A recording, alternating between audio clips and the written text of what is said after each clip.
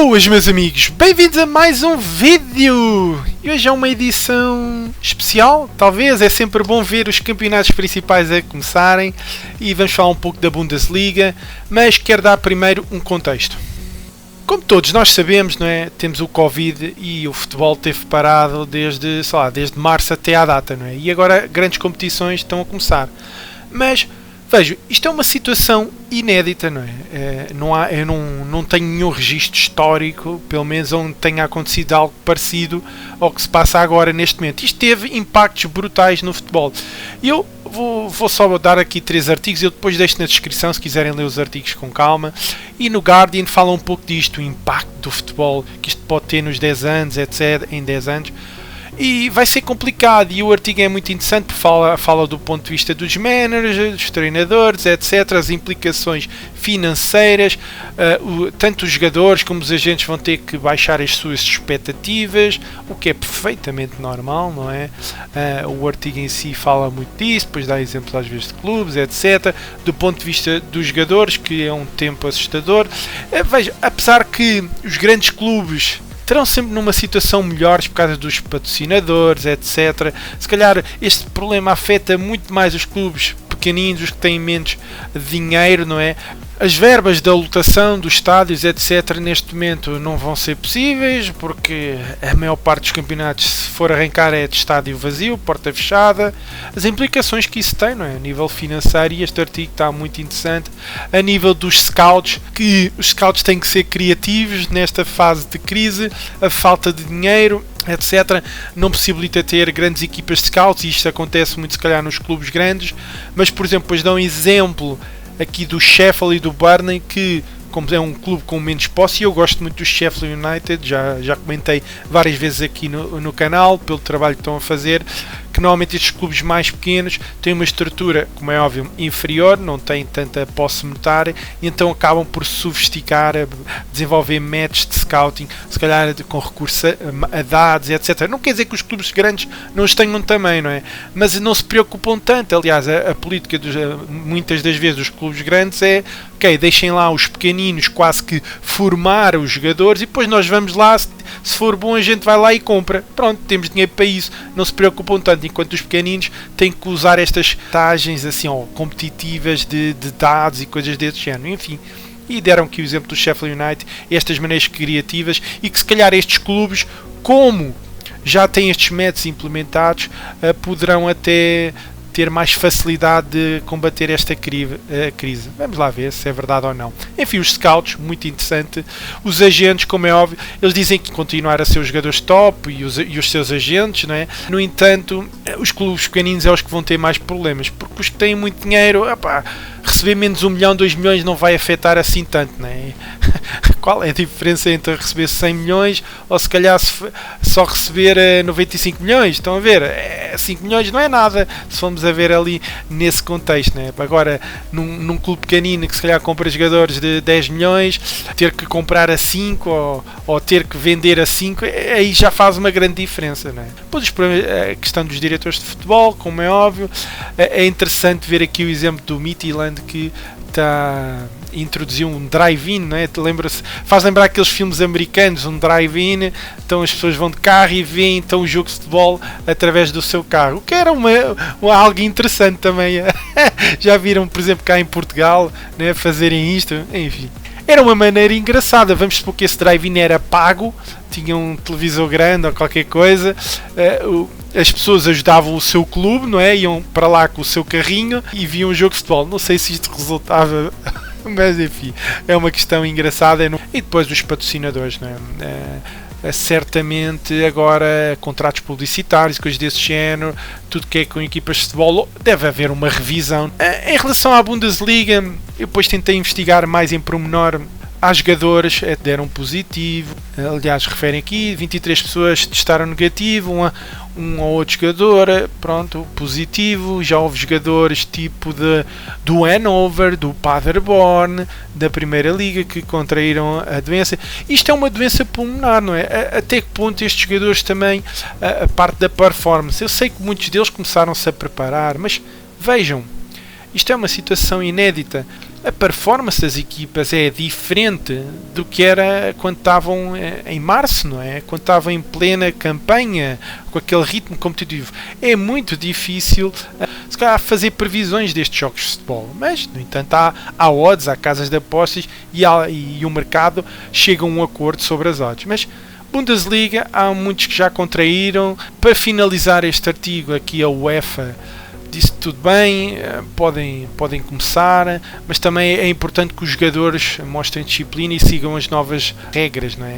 Por causa desta pandemia, para não haver outro surto, não é? E a Alemanha também sofreu um bocadinho com isso. Existem guidelines, está aqui o artigo, eu não vos vou amassar, vamos à parte, se calhar vocês estavam mais interessados. Eu só queria dar um contexto, não é? Destes jogos de futebol agora vão funcionar de maneira diferente e tudo o que sabíamos para trás pode não ser válido agora para a frente.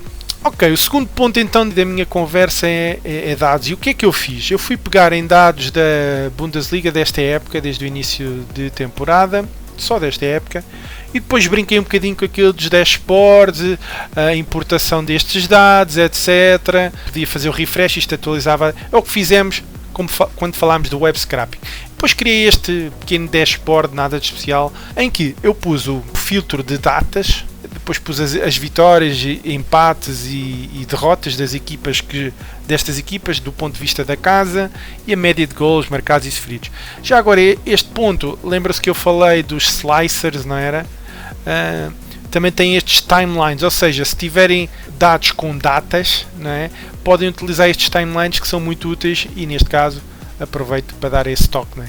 O futebol, eu dividi isto em trimestres, mas podem pôr por meses, por anos, por dias, o que quiserem, tá? E o futebol, se formos a ver, para já decorreu em 3 trimestres. Foi a partir do terceiro trimestre do ano passado e foi até ao primeiro trimestre deste ano, que é até março, não é? E eu fui verificar o que é estes 3%, 3%. Isto é a margem dos mercados, não é? Qual é a margem das casas de apostas? Estas odds, eu fiz isto com base nas odds da Pinnacle. Estes dados foram retirados da Football Data, ou seja, este é o fecheiro CSV que pode ser importado. E eu fui ver as odds, e calculei a margem. Pronto, a margem, ou seja, transformei as odds em probabilidades, somei e depois retirei 100%, o excedente é a margem dos mercados. E a Pinnacle, no caso da Bundesliga, trabalhava muito em média à volta dos 3% de margem nesses mercados. Claro que há equipas que têm em média mais margem os jogos dessas equipas do que outras. Por exemplo, ao longo destes 3 trimestres, o Leipzig foi das equipas que os jogos deles tinham mais margem. Se calhar havia mais incerteza. Aliás, o Leipzig houve ali um período que não estava a jogar muito bem também, por isso se calhar faz sentido. Aliás, nestes trimestres, vamos ver aqui o Leipzig, 7 vitórias, 4 empates e 1 derrota em casa, por isso, ao contrário das outras equipas, Bayern Munique, Dortmund, tem aqui 9 vitórias, mesmo um monte lá de baixo, como eu costumo dizer, também tem 9 vitórias, e por exemplo, no último trimestre, agora podemos começar a filtrar isto, quero só ver o final, já depois do mercado de inverno, etc, como é que foi? Em médio, este primeiro trimestre teve aqui se calhar uma margem de 3%. Novamente, as equipas topo são normalmente as que têm margem maior. E isto é engraçado, não se confundam com isto, porque às vezes poderão pensar que tem uma margem maior, então existe mais incerteza. Não, às vezes nestas equipas o que é que acontece? Acontece aquele favorite long shot bias, que é as odds estão baixinhas, não é? Não quer dizer que não tenham valor, não é? Mas para muitos punters, se calhar iniciantes, vêem uma odd baixa, alguns, isto é muito baixo, prefiro apostar no underdog, a odd está muito mais alta e deve ter valor, quando na realidade às vezes não tem valor, mas entra demasiado dinheiro onde não devia entrar, faz com que a odd deixe, eles têm que equilibrar a margem desse mercado, a casa de apostas, e os mercados acabam por ter uma margem superior. Mas em média tem 3%. E eu fiz esta análise da margem, como vem aqui, porque queria ver, então, passado 2 meses, será que as casas de apostas vão refletir a incerteza do que aconteceu? É uma situação inédita nas odds. Era uma pergunta que eu tinha, e então fui verificar aqui para a Bundesliga. Vamos ver. No mercado, está aqui um exemplo, eu retirei isto da Oddsportal, isto é um print screen da Betfair, fui ver então quais eram os mercados para já que atraíam mais dinheiro. E os que atraíam mais dinheiro, claro, são os primeiros jogos e das grandes equipas. É o Leipzig, normalmente, e depois temos aqui um Dortmund, Schalke, que é o que tinha mais dinheiro até à data. Se forem ver os valores agora, podem ser completamente diferentes. Isto é sempre assim, não é? Mas vejam também a comparação, já agora, esta curiosidade. A maior parte das pessoas estava a trabalhar os jogos da Bielorrússia e agora isto não tem quase dinheiro nenhum. Com o retorno de um campeonato principal, as pessoas já não querem saber da Bielorrússia. Agora eu faço-vos uma pergunta. Se o campeonato, se não tivesse existido o Covid, acham mais provável o Dortmund ganhar, por exemplo, um Bate Borisov? Ou então a situação que agora está presente, em que houve o Covid e, por exemplo, as equipas da Bielorrússia já têm 8 jornadas, penso eu, de campeonato, não é? Vão agora para a nona, penso eu. Ou seja, tem um ritmo competitivo muito mais elevado. Eu acho que o senso comum diria-me que agora seria menos provável o Dortmund ganhar, por exemplo, ao Bate Borisov, não é? Porquê? Todas estas equipas estão a retornar ao campeonato. Eu quase que vejo, isto é uma opinião pessoal, quase que isto é um início de temporada, porque tiveram 2 meses parados e agora tiveram que recomeçar o treino. Ou seja, possivelmente têm falta de ritmo competitivo, apesar de estarem mais frescos, mas também já vimos que existem casos de jogadores que passaram pela doença. Isto é uma doença também pulmonar, às vezes a recuperação pode não ser tão boa. Enfim, eu vejo N incógnitas, N incertezas e eu acho que é uma péssima altura para os apostadores punter, né? Punter pré-live, mas em live pode ser uma excelente oportunidade para as pessoas que gostam de apostar em live ou para os traders, né? Porque se calhar estas odds podem realmente estar desajustadas, talvez, apesar de estas odds refletirem o que a gente chama de sabedoria das multidões, né?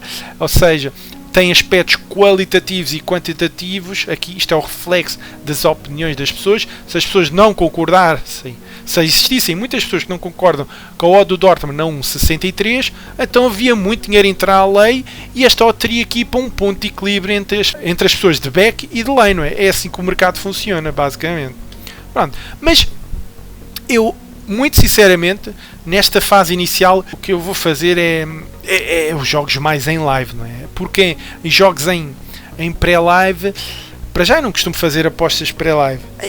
Existe mais incerteza, existe muitas incógnitas e a gente realmente ainda não sabe muito bem como é que os clubes vão reagir, não é? A este Covid e quais foram os impactos. Sabemos que, por exemplo, os estádios vão estar vazios. Então aquele fator, por exemplo, casa, não é, que a gente utilizava às vezes até em modelos, não significa muito pouco, não é? Os jogadores jogarem num estádio vazio é muito diferente do que jogarem num estádio cheio de gente a puxar, ou principalmente a equipa da casa. N fatores, estão a ver a minha dificuldade, não é? Mas para já a média de mercado está-me a dar aqui 4%. Aqui estou a fazer uma aproximação porque vocês viram que era as odds de fecho da Pinnacle à volta de 3% e aqui é a margem média de mercado, que não é a mesma coisa que a margem da Pinnacle, mas já vamos ver isso. Vejam, por exemplo, este exemplo que também tirei aqui do Augsburg com o Wolfsburg, espero que consigam ver, se não façam zoom. Este mercado abriu a 29 de Fevereiro e a 29 de Fevereiro a odd do Augsburg estava ali à volta de 2,65. Isto era a odd que as pessoas consideravam justas, não é? É o que eu chamo, é a odd tipo matemática, é a odd de abertura quase de mercado. Depois as pessoas manifestam-se e concordam ou não com essa odd. Lá está, é a parte da sabedoria das multidões, não é? E neste caso chegaram a um consenso e disseram que não, eu acho que a odd do Augsburg é 3,37, então a odd ao longo destes dias tem estado a subir, não é? E agora está aqui mais ou menos a 3,37 ou 3,48, eu estou a ver o caso da 1xBet. A opinião é mesmo assim das pessoas, vale o que vale nesta fase inicial, tenho a mesma dificuldade que tenho quando começa um campeonato. Eu espero sempre, e é o conselho que todos dou, se utilizam as estatísticas, a matemática por trás, é complicado estimarem agora odds. Podem ter uma visão macro, por exemplo, aqueles modelos de Elo Rating que fizemos, podem-vos dar uma odd, né? Podem dar uma estimativa de, ok, as equipas com este tipo de Elo, não é? Normalmente ganham X%. Pronto, podem ter uma ideia, mas essa informação o próprio mercado também já tem em conta essas coisas, tá bom? Enfim, mas é uma situação inédita, é esta a mensagem principal que eu quero passar. Depois, fui então comparar a média e fui ver realmente, como eu estava a comparar com as odds da Pinnacle, qual era a margem das odds da Pinnacle. Neste caso, a casa decidiu manter mais ou menos a mesma margem. Eu peguei aqui no exemplo do Schalke, com o Dortmund e do Leipzig. E vejam, a média continua a ser a mesma, ou seja, a casa de apostas, eu até pensei que as casas de apostas iam aumentar um bocadinho a sua margem nos mercados, e não foi isso que eu verifiquei. Mantiveram a mesma margem, talvez também devido à concorrência. Se começassem a aumentar muito a margem, principalmente na casa profissional, se calhar as pessoas procuravam outra alternativa. Eles próprios, se calhar os modelos deles, não sei. Eu duvido que algum modelo tenha contemplado um período desta situação inédita, não é? Por isso existe sempre aqui um pouco de especulação, uma parte qualitativa que tem uma ponderação que não faço a mínima ideia como é que é contabilizada. Mas lá está, eles também não precisam, não é? Lá está. É o brilhante da sabedoria das multidões. Eles podem estimar uma odd de abertura e depois o povo vai se manifestar e o povo vai dizer não, esta é a odd justa então para este mercado, e pronto, e fica assim. Pronto. Desde que consigam manter a margem de negócio nas casas profissionais, eles estão satisfeitos. Mas vejam, por exemplo, a título de curiosidade, a 1xBet, né? Que esta é a parte engraçada, muito agressiva. Vejam, 1xBet estava com odds com 1,6% de margem. O que eu não sei, é para atrair clientes. Vejam, neste caso específico, a Leipzig era a 1xBet, era a casa que tinha a margem mais baixa no mercado, estava a oferecer as melhores odds nos 3 mercados, que é, se forem à Odds Portal, né, veem que está amarelo, é a melhor odd, o que é impressionante. E vejam, por exemplo, aqui no Dortmund, também não oferecia as melhores odds, mas oferecia uma das melhores odds do lado do underdog. É curioso ver que aqui, por exemplo, este highest, quando este número dá acima de 100%, existe uma possibilidade de arbitragem. No jogo do Dortmund havia aqui uma arbitragem de 0,3%, que não compensa fazer em princípio. Utilizam a Odds Portal, facilmente podem ver quais são os mercados que têm mais margem ou menos margem, ou seja, quanto mais próximo este valor estiver de 100%, menos margem tem essa casa de apostas. Também podiam carregar no filtro e ordenar isto por ordem. Depois comparei com a 365, é super curioso ver uma casa que muita gente adora e pronto, tem mercados exóticos, tem extremes. Eu acho que acabam por abusar um pouco da sua posição dominante de mercado. Eles estão-se a cagar literalmente para as margens. Eles põem o que quiserem porque sabem que vão ter sempre muitas pessoas a aderirem às suas casas. E vejam, a 1xBet tem esta publicidade bastante agressiva de odds. A 365 é assim, mas independentemente da 1xBet, agora íamos todos para a 1xBet. Começávamos todos a ganhar dinheiro. Como é uma casa recreativa, o que é que eles fazem? Pois limitam a vossa conta, ou seja, rapidamente ficam limitados se começarem a ganhar muito dinheiro, e se calhar muitos de vocês já vos aconteceu isso. E a 365 tem o melhor dos dois mundos, põe margens altas pelos vistos, e se mesmo assim ganhares dinheiro, ainda vos limitam as contas, o que é espantoso. Comparei, vejam, com a BetPT, que fui ver aqui ao Flash Scores, né? Estas odds aqui eram todas da BetPT. Vejam, a BetPT está quase a praticar as mesmas odds que a 365 ou a 365 para os brasileiros, o que é impressionante. Pois a Betfair, eu só pus isto por brincadeira, era só para verem que a Betfair é realmente quase um mercado perfeito, quase que não tem margem, pronto. E a vantagem de trabalhar nas exchanges. Enquanto aqui à cabeça vocês pagam logo a margem, não é? Independente de ganharem ou perderem, na Betfair não pagam nada ao início, mas depois, se ganharem as vossas apostas, não é? Ou se o trading for bem executado e saírem com lucro, depois é-vos cobrada uma comissão nos lucros, não é? É o problema que nós temos também nas casas portuguesas, não é? É aquela taxação ao volume em vez de ser sobre os lucros. Se fosse sobre os lucros, se calhar não tínhamos estas casas a abusarem tanto das margens. Pronto, aqui está, é uma breve análise. Agora, qual é a mensagem principal? Esta folha que eu tinha era a folha que eu utilizava no projeto das 3 horas, né? Quem me acompanha, aquilo trabalha 3 horas por semana apenas. A ideia era fazer os jogos ao início, mas isto agora não faz muito sentido, né? Eu podia estimar as odds. Vamos supor aqui um jogo, vimos o do Leipzig, olha, está aqui já à mão até. Vou pegar outro jogo que é para vocês, tipo o Augsburg contra o Wolfsburg. Vou pegar aqui, veja, isto está feito em Excel. Já agora não vale a pena me pedirem a folha, tá? Porque esta folha tem ligações a outras folhas. Se quiserem, já sabem a política do canal, façam as vossas coisas, tá? Eu dou-vos o conhecimento, façam as vossas coisas. Não estou aqui para vos vender nada. Bem, deixem-me calcular. Ele calculou a posição. Por exemplo, o meu método dizia-me que este jogo era um jogo para ser equilibrado. É curioso que dá muito parecido com a odd de abertura da Pinnacle. Lembra-se que tínhamos visto ali mais ou menos para um jogo equilibrado. Mas isto isto não faz muito sentido agora, né? Se estes jogos estivessem na sequência normal, e se estivesse com a performance normal, aí eu tinha mais confiança nestas estatísticas para live. Agora não faz sentido utilizar isto. Se o jogo estivesse a decorrer agora em março, não é? No período normal, neste momento esta equipa, para já o Wolfsburg estava em baixo de forma. O Wolfsburg estava a melhorar um bocadinho a sua forma, mas também ainda não estava a grande coisa. Isto era favorável, se calhar um pouquinho mais ao Wolfsburg, sem dúvida. Mas, vejam, eram duas equipas que empatavam muito. Tem aqui vários 1-1, tem 4 resultados 1-1. Até podia ver mais, em princípio era dos resultados mais prováveis. Aliás, o Wolfsburg em casa até tem aqui vários resultados 2-1. Mas nada disto interessa, estão a ver? No passado o Wolfsburg ganhou 3-2. Tudo bem, isto é tudo muito bonito, mas agora não me serve de nada. E eu que sou um defensor de dados, eu não utilizaria agora estas previsões para fazer as minhas apostas, estão a ver? E até tive sucesso nesse projeto. E deixem-me mostrar aqui a sazonalidade para vocês verem uma coisa. Isto agora estamos aqui nesta semana. Ou seja, nós neste momento na Liga Alemã estaríamos a acabar o campeonato se estivesse no seu ritmo normal. A sazonalidade, etc, efeitos, nada disto interessa. Para mim, a nível de modelos, teria que esperar agora para aí 6 jornadas, mas daqui a 6 ou 7 jornadas está o campeonato a acabar. E o final de campeonato também é sempre muito irregular, no sentido em que há equipas que já não lutam por nada e há outras que ainda estão a fugir da parte de promoção, etc. Estão a ver? Pronto, malta, está aqui. Quais são as considerações finais? Uma situação inédita, a gente não sabe o que vai acontecer. Isto vai mudar a história do futebol, sem dúvida. Os jogadores podem ser responsabilizados, vão ter que ter uma conduta profissional. Eles próprios às vezes têm que se proteger da família, não é? Eles vão estar em contato com muitas pessoas, etc. Até há casos de que os jogadores têm que ficar em quarentena, nem podem estar com as suas famílias.